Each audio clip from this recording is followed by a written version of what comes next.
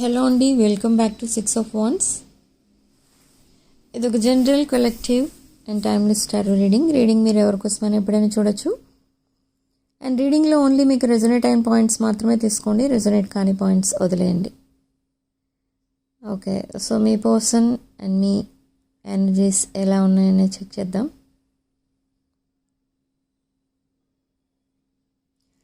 ఇక్కడ మీ రిలేషన్షిప్లో చాలా చేంజెస్ అయితే రాబోతున్నాయి.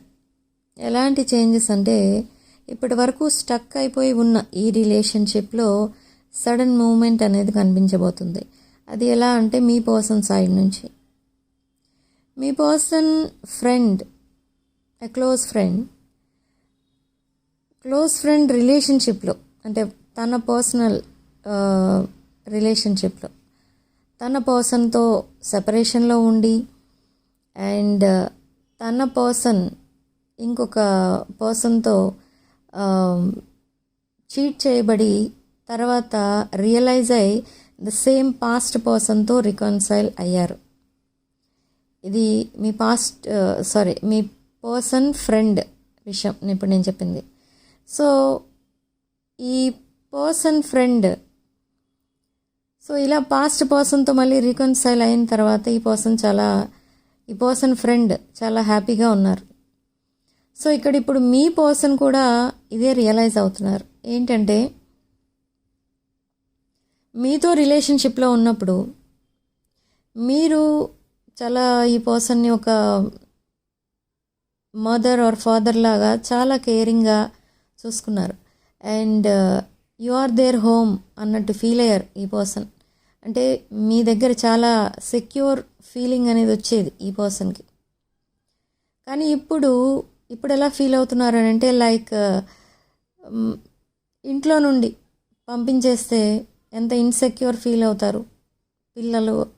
వాళ్ళకి బయట ఎలా ఉండాలి, ఏం చేసి ఎలా బ్రతకాలి ఏం తెలియదు. సో ఈ పర్సన్ ఇప్పుడు అలా ఫీల్ అవుతున్నారు, like left out in cold.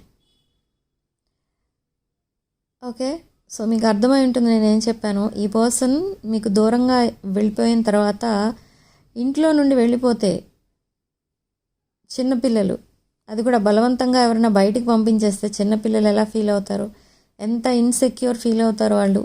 Same way me person feel అవుతున్నారు ఇప్పుడు మీకు దూరం అయిపోయి.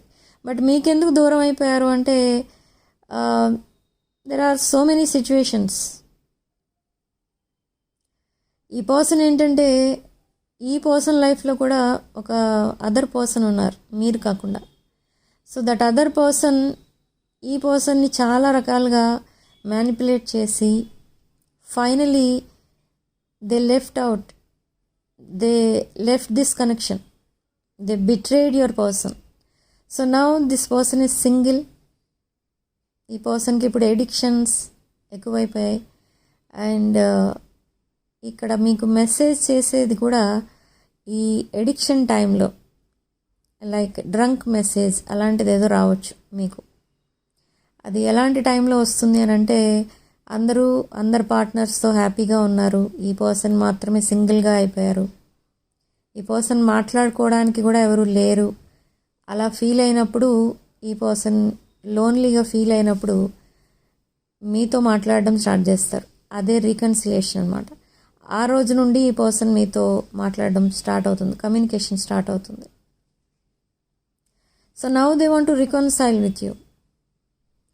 ఇన్ ద పాస్ట్ ఆల్సో ఈ పర్సన్తో మీరు కమిట్మెంట్ కోసం మాట్లాడారు, కానీ ఆ టైంలో ఈ పర్సన్ మీకు కమిట్మెంట్ ఇచ్చే సిచ్యువేషన్లో లేరు. They were with third party. So third party మళ్ళీ వచ్చి if they stir the pot again, this person will be unable to make a decision. Okay, so అలాంటి మూమెంట్లో ఉన్నప్పుడు మీరు కమిట్మెంట్ కోసం మాట్లాడారు. సో ఈ పర్సన్ మేబీ మీకు రెస్పాండ్ అవ్వకపోయి ఉండొచ్చు, లేదా ఆ ప్రపోజల్ని పోస్ట్పోన్ చేసి ఉండొచ్చు. బట్ ఈ పర్సన్ మీకు కమిట్మెంట్ ఇవ్వలేదు. పాస్ట్లో మీరు అడిగినా కూడా ఈ పర్సన్ రిజెక్ట్ చేసినట్టుగా మీరు ఫీల్ అయ్యారు. కానీ అక్కడ జరిగింది ఏంటి అనేది మీకు తెలియదు. ఈ పర్సన్ ఉన్న సిచ్యువేషన్ ఇది ఎవరికన్నా ఇది ఎవరికి తెలిసినా కూడా చాలా బాధపడుతున్నారనమాట. అంటే చాలా బాధపడే విషయం ఇది. మీ పర్సన్ ఉన్న సిచ్యువేషన్ ఎలాంటి వాళ్ళైనా కరిగిపోతారు. ఓకే, అంత ప్రాబ్లమాటిక్ లైఫ్ అయిపోయింది ఈ పర్సన్కి. ఎప్పుడైతే మీ లైఫ్లో నుండి బయటకు వెళ్ళిపోయారో అప్పుడు ఈ పర్సన్ ఏదైతే అనుకున్నారో అది జరగలేదు, దానికి క్వైట్ ఆపోజిట్ జరిగింది. ఓకే, సో జరిగితే జరిగింది. ఈ పర్సన్ ఏమైనా సింగిల్గా వదిలేసారా, హ్యాపీగా ఉన్నారా ఇప్పుడంటే? నో, అసలు హ్యాపీగా ఉండనివ్వట్లేదు ఈ పర్సన్ని. లాట్ ఆఫ్ ప్రాబ్లమ్స్ క్రియేట్ చేసి అప్పుడు ఈ పర్సన్ని ఒంటరిగా వదిలేసి వెళ్ళిపోయారు. And now this person is thinking of you. మీరు పాస్ట్లో ఈ పర్సన్కి చాలా విషయాలు, జాగ్రత్తలు అన్నీ చెప్పేవారు. ఇలా ఉంటే తన లైఫ్ బాగుంటుంది, అలా చేస్తే తన లైఫ్ బాగోదు, ఇలా మీరు గైడ్ చేస్తూ వచ్చారు. కానీ ఈ పర్సన్కి ఏంటంటే మీరు చెప్పేది జస్ట్ ఒక టైం పాస్. బట్ ఈ పర్సన్ చూస్ చేసుకున్నది ఒక అడ్మైరబుల్ లైఫ్ అన్నట్టుగా అనిపించింది ఈ పర్సన్కి. అందుకే మిమ్మల్ని కేర్ చేసి ఉండకపోవచ్చు. సో ఇక్కడ ఏంటంటే మిమ్మల్ని ఇగ్నోర్ చేసినట్టుగా క్లియర్గా అర్థమవుతుంది. కానీ ప్రాబ్లమ్స్ అనేవి ఈ పర్సన్ సాల్వ్ చేసుకోగలరా ఇప్పుడు అని అంటే నో. ఈ person family oriented person, very traditional person, very silent person and but very attractive person. Okay, this person blocked third party. So instead of messaging to third party, ఈ person మీకు message చేస్తారు. ఏదో ఒక message మీ person third పార్టీకి పెడదామనుకుని type చేసిన message అది మీకు send చేస్తారు. Okay, so this person block third party and now this person is not in contact with any other people. So ఈ పర్సన్కి ఏంటంటే ఇప్పుడు ఏమని రియలైజ్ అయ్యారు, అసలు ఫైనలీ ఏం డిసైడ్ చేసుకున్నారని అంటే they want to return to their home. Who is their home అంటే మీరే. మళ్ళీ మీతోనే రికన్సైల్ అవ్వాలి, అప్పుడే ఈ పర్సన్ హ్యాపీగా ఉంటారు అని ఇప్పటికి రియలైజ్ అయ్యారు. అండ్ ఫైనల్ డెసిషన్ ఏంటి ఈ పర్సన్ది అంటే ఈ పర్సన్ మీరున్న సిచ్యువేషన్ ఏదైనా కూడా ఆ సిచ్యువేషన్ యాక్సెప్ట్ చేయడానికి రెడీగా ఉన్నారు. ఇఫ్ సపోజ్ మీరు maybe now you are unable to make a decision, you are unable to commit అనుకోండి. ఫర్ ఎగ్జాంపుల్, ఇప్పుడు ఈ పర్సన్ మీరు ఎప్పుడు కమిట్ అవుతారా అని మీకోసమే వెయిట్ చేస్తూ ఉంటారు కానీ ఇంకొకరి జోలికి పోరు. సో అలాంటి సిచ్యువేషన్లో ఉన్నారు ఈ పర్సన్. అంత రియలైజ్ అయ్యారు, తను చేసుకునేది తను తీసుకున్న డెసిషన్ చాలా రాంగ్ డెసిషన్ ఇప్పటికీ అర్థమైంది ఈ పర్సన్కి.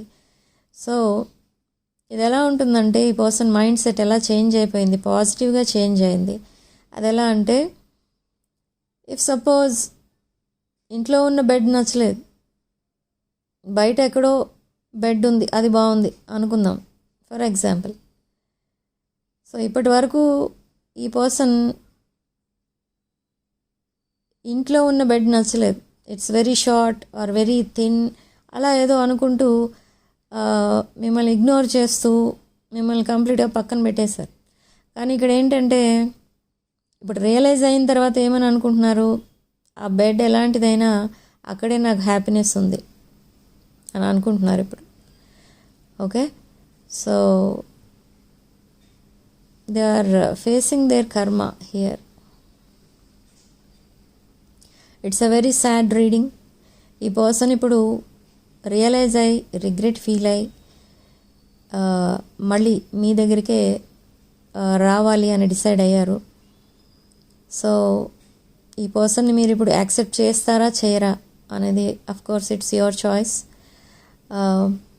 సో ఇంకొకటి ఏంటంటే ఈ పర్సన్ మీకు ఆడ్ టైమింగ్లో మెసేజ్ చేస్తారు. ఆ టైమింగ్లో మీకు మేబీ మీరు అవైలబుల్ ఉండకపోవచ్చు, ఆ టైంలోనే ఈ పర్సన్ మెసేజ్ చేస్తారు మీకు. బట్ అప్పుడు కూడా వెంటనే మీరు ఎప్పుడైతే మెసేజ్ చూస్తారో వెంటనే మీరు రెస్పాండ్ అవుతారు. సో అదొక లాంగ్ కాన్వర్సేషన్. దాంట్లో ఆ కాన్వర్సేషన్లో అసలు ఈ పర్సన్ లైఫ్లో ఏం జరుగుతుంది, ఎలాంటి ప్రాబ్లమ్స్ ఫేస్ చేస్తున్నారు ఈ పర్సన్ ప్రజెంట్, అండ్ తను తీసుకున్న రాంగ్ డెసిషన్ ఏంటి, ఎవరు ఈ పర్సన్ని చీట్ చేశారు, అండ్ ఇప్పుడు మళ్ళీ మీ దగ్గరికి రావడానికి మెయిన్ రీజన్ ఏంటి, ఇదంతా కూడా ఈ పర్సన్ ఎక్స్ప్లెయిన్ చేసి చెప్తారు మీకు. Okay, so let them speak, let them express their emotions and feelings and future plans. Okay, you are there home and lot of abundance అనేది కూడా మీకు రాబోతుంది. I don't know from which source it's coming. Lot of money, అది unexpected money. ఈ money కోసం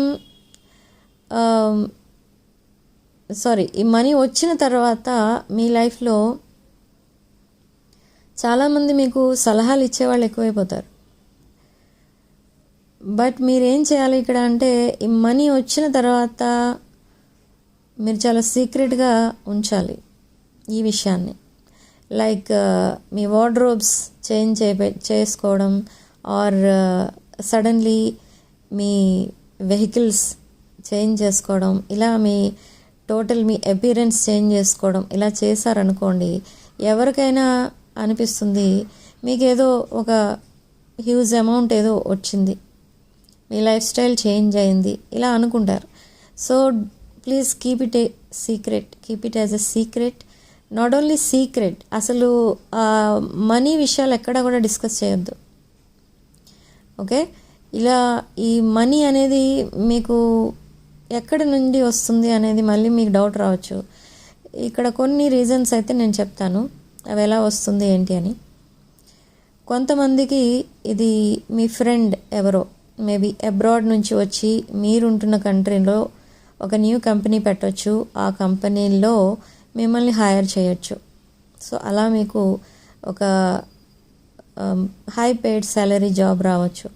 లేదు అనుకుంటే same way ఎవరైనా ఒక బిజినెస్ స్టార్ట్ చేసి మీకు దానిలో పార్ట్నర్షిప్ ఇస్తే దాంట్లో కూడా మీకు ఇన్కమ్ అనేది రావచ్చు. అది కూడా హ్యూజ్ అమౌంట్స్ అనేవి మీకు రావడం జరుగుతుంది. సో ఇలా సడన్గా మీరు ఊహించని విధంగా ఆ మనీ అనేది మిమ్మల్ని వెతుక్కుంటూ వస్తుందన్నమాట. ఓకే, సో కొంతమందికి ఇది 2 sources of income or 3 sources of income కూడా చూస్తారు మీరు సడన్లీ, అది కూడా మీరు ఎక్స్పెక్ట్ చేయని టైంలో. Okay, at the same time ఈ పర్సన్ మిమ్మల్ని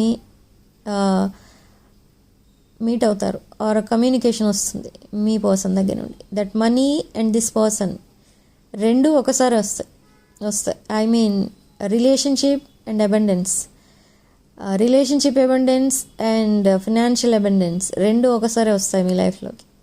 it's a blessing. You are protected. Okay, you are protected by angels, universe and divine.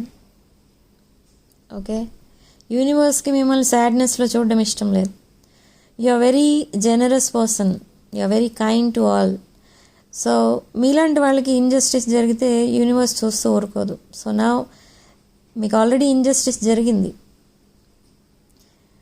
So now universe is blessing you with all abundance, all kind of abundance.